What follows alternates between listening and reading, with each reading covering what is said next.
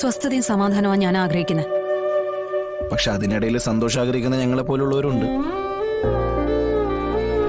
അത് മനസ്സിലാക്കാൻ കഴിയില്ലെങ്കിൽ പിന്നെ എന്താ ചെയ്യാ? പലവട്ടം അനുഭവിച്ചതെല്ലാം ഇനിയും അനുഭവിക്കണം എന്നാണോ വിഷ്ണുവേട്ടൻ ഈ പറയുന്നേ? എടോ, മാറ്റങ്ങൾ മനുഷ്യ സഹജമല്ലേ?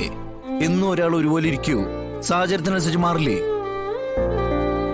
ഇവിടെ അമ്മയിലും മാറ്റങ്ങൾ വന്നു, അത് മനസ്സിലാക്കേണ്ടത് നമ്മളാ. ഇതിനു മുമ്പും ഇതിനേക്കാൾ വലിയ സ്നേഹവും സ്വീകരണവും ഒക്കെ ഞാൻ കുറെ കണ്ടതാ. എടോ, അത് ശരിയായിരിക്കാം. പക്ഷെ ഇതമ്മ മനസ്സിൽ തട്ടി തനിക്ക് വേണ്ടി ഒരുക്കുന്ന ചടങ്ങുകളാ. ഇതിലെങ്ങനെ കലർപ്പുണ്ടാവുക? എടോ, ഇതിലെ അമ്മയുടെ സ്നേഹം മാത്രമേ ഉള്ളൂ. അത് ഞാൻ അമ്മയെന്ന് മനസ്സിലാക്കിയതാ. വിഷ്ണുവേട്ടൻ പറയുന്നത് ചിലപ്പോ ശരിയായിരിക്കാം.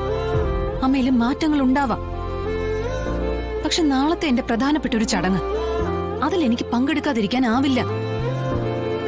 അത്രയും പ്രമുഖരായിട്ടുള്ളവര് പങ്കെടുക്കുമ്പോ ജില്ലാ കളക്ടർ പങ്കെടുക്കുന്നില്ലെങ്കിൽ അതിന് ഒരുപാട് ആൾക്കാരോട് അതിന്റെ കാരണം എനിക്ക് ബോധിപ്പിക്കേണ്ടി വരും.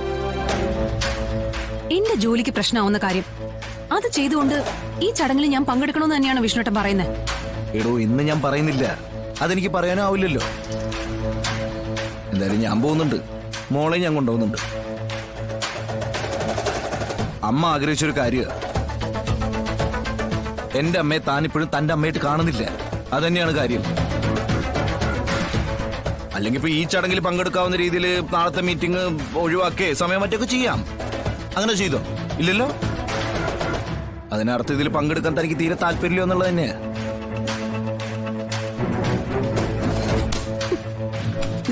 വിഷ്ണുട്ടന്റെ അമ്മ ഒരിക്കൽ എന്നെ തള്ളിക്കളഞ്ഞതാ. അതെ, ആ തള്ളിക്കളഞ്ഞ ആളെ തന്നെയാ കുറച്ചു ദിവസമായിട്ട് നമ്മളെ മോളെ സ്നേഹം കൊണ്ട് വീർപ്പ് മുട്ടിക്കുന്നേ, സ്നേഹത്തോടെ ലാളിക്കുന്നേ, അവൾക്ക് ആവശ്യമുള്ള സാധനങ്ങളൊക്കെ വാങ്ങിച്ചു കൊടുക്കുന്നേ. എടോ, എന്നും ഒരാൾ ഒരുപോലെ ഇരിക്കൂ. എടോ, എന്റെ അമ്മയ്ക്കും മാറ്റങ്ങൾ ഉണ്ടായി, അത് മനസ്സിലാക്കാൻ തനിക്ക് കഴിയുന്നില്ല. പക്ഷെ ഞാനത് മനസ്സിലാക്കി. കാരണം എന്താണെന്നറിയോ? അത് എന്റെ അമ്മയാ, എന്നെ പ്രസവിച്ച എന്റെ അമ്മ. അതുകൊണ്ട് എനിക്കത് മനസ്സിലാവും.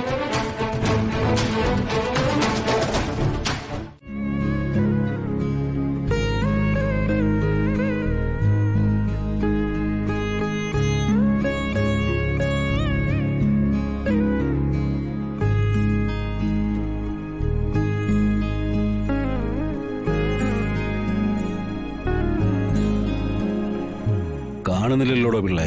അത് തന്നെയാ സാറ് ഞാനും ആലോചിക്കുന്നത്. ഗണപതി ഹോമം കഴിഞ്ഞു, ഇപ്പൊ നടക്കുന്നത് സർവൈശ്വര്യ പൂജയാ. ഇത് കഴിഞ്ഞാൽ വീടിന്റെ അവകാശിയായ മരുമകള് നിലവിളക്കും എടുത്ത് വീട്ടിൽ പ്രവേശിക്കണം. ശാലിനി കുഞ്ഞ് വരുമോ രാഘവൻ സാറേ? എടോ, പറയാനുള്ളതെല്ലാം പറയുകയും പ്രവർത്തിക്കുകയും ചെയ്തു കഴിഞ്ഞതാ. എല്ലാ വഴിയും നോക്കിയിട്ടുമുണ്ട്.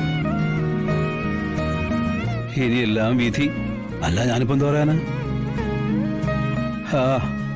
വരുന്നതൊക്കെ വരുന്നവരെ കൊണ്ട് വരട്ടെ.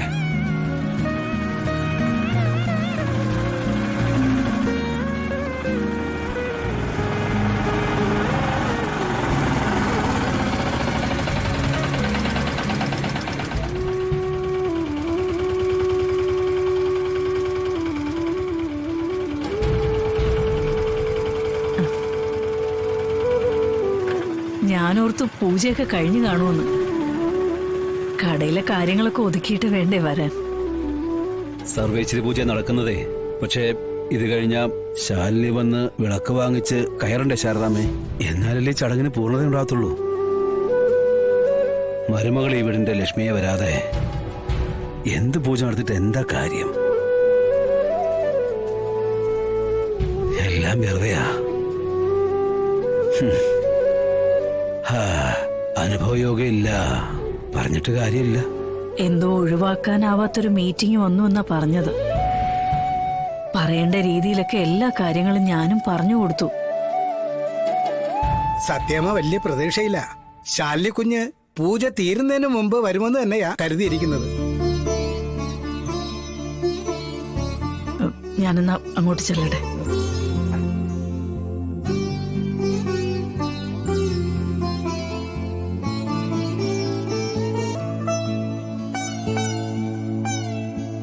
ശാലിനി വന്നില്ല അല്ലേ? ഇല്ല, വരുമായിരിക്കും. ആ മോളെ. അമ്മേ, ആ പപ്പിക്കുട്ടി. ശാരദമ്മേ.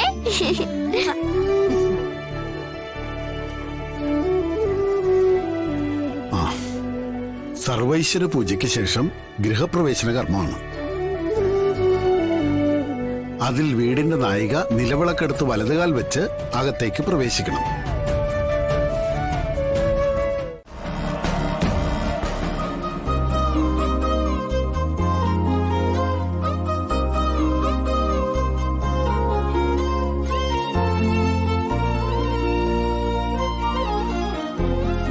ഇനി ഈ വീട്ടില് ഐശ്വര്യം മാത്രം നിലനിൽക്കട്ടെ.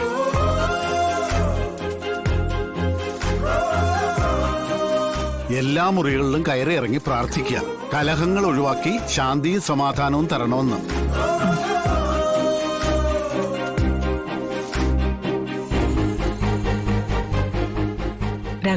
രാഘവേട്ടനിപ്പോ സന്തോഷായില്ലേ?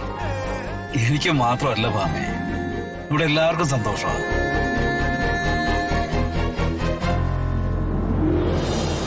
മോളെ, നീ കൃത്യസമയത്ത് തന്നെ എത്തി. എനിക്ക് വളരെ സന്തോഷായി.